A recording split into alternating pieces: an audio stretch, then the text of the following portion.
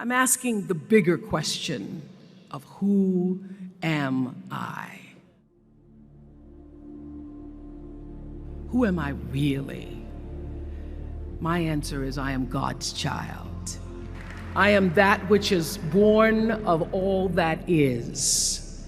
I am, as Pierre de Chardin said, a spiritual being having a human experience, come trailing the breath of the ancestors yet, but trailing the breath of the angels, and understanding that because I am connected to the source of all that is possible for me. And what do I want? I don't want to just be successful in the world. I don't want to just make a mark or have a legacy.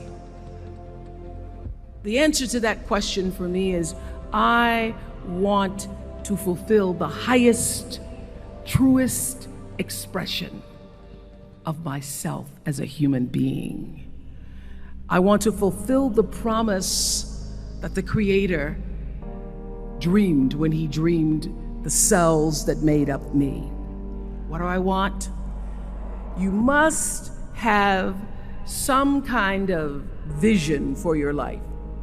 Even if you don't know the plan, you have to have a direction in which you choose to go. I never was the kind of woman who liked to get in a car and just go for a ride. You want to be in the driver's seat of your own life, because if you're not, life will drive you. Knowing who you really are in this space and time that we embody. That's number one. What do you want? Who are you? Number two, you must find a way to serve. Martin Luther King said that not everybody can be famous, but everybody can be great, because greatness is determined by service. Now, we live in a world where everybody wants to be famous and where we admire people for just being famous. We think being known brings us value. The truth is, all of that will fade in time. Service and the significance that you bring to your service is that which is lasting.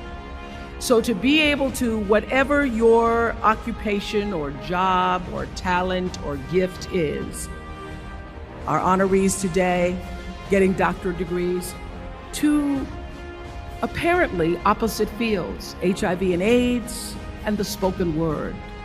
But what they have in common is service, using the spoken word in service to community and the world, using your knowledge and information about HIV and AIDS and medicine in service to the world. And if you look at all the most successful people in the world, whether they know it or not, they have that paradigm of service. Service through medicine, service through art. Using whatever it is you produce, your product, as a way of giving back to the world. When you shift the paradigm of whatever it is you choose to do to service, and you bring significance to that, success will, I promise you, follow you. Be excellent. Let excellence be your brand. Everybody talks about building a brand. I never even knew what that was. When people say, you're a brand, I would say, no, I'm just Oprah. What I recognize now is that my choice to, in every way, in every example, in every experience, to do the right thing and the excellent thing is what has created the brand. Years ago, I did an ad for Revlon for an ad they were doing called Unforgettable Women. And what I know is that when you are excellent, you become unforgettable. People remember you, you stand out. Regardless of what it is, you become an unforgettable woman. And that is what we all want.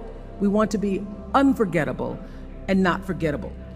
So doing the right thing, even when nobody knows you're doing the right thing, will always bring the right thing to you.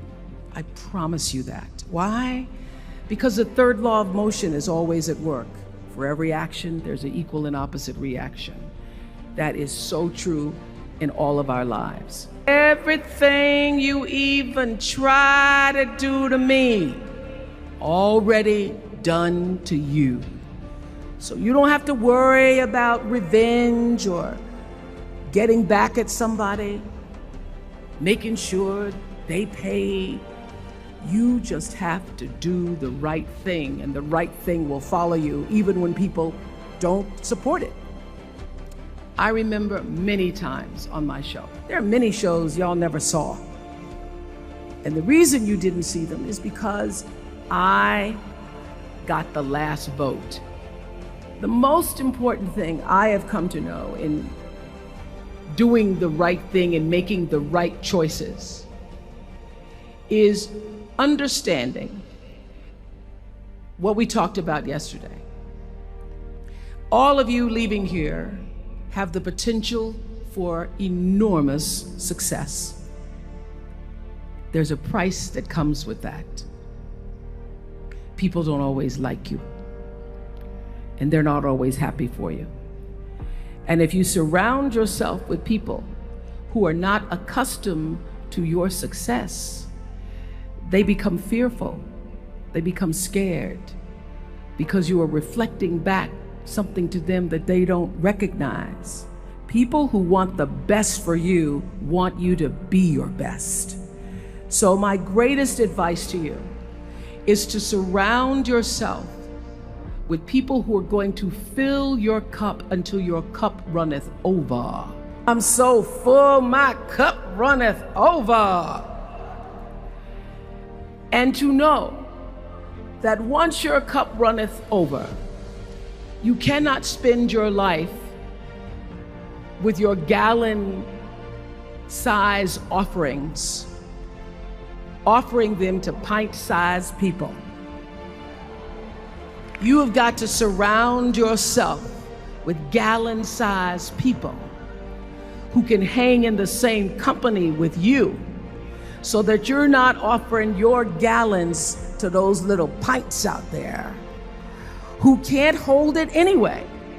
The biggest choices begin and end with you, your internal big questions. Who do I want to be in the world? My relationship to source energy, to all that is God. Your experience of that which is all life, which is divine and universal. Being connected and aligned with that. When you are tuned in and charged into that, whenever you feel empty, you go inside yourself and you connect to the source, and you know that all things are possible.